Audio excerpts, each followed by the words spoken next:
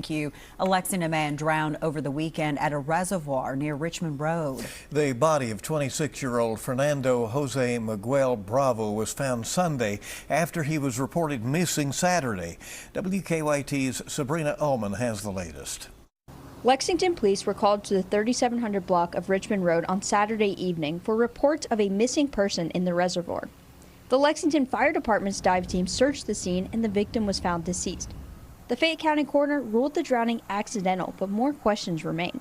The drowning happened near private property owned by the Lake Ellerslie Fishing Club. WKYT News has been unable to confirm whether the deceased was a member of the fishing club. Although there are several different spots with signage like this that does say members only beyond this point, there aren't any signs that prohibit swimming.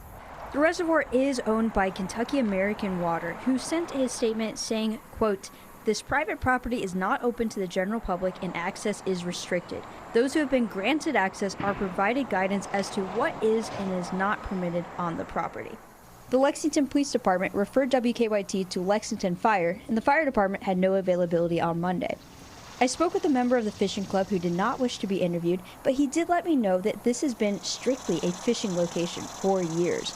In Lexington, I'm Sabrina Ullman for WKYT News.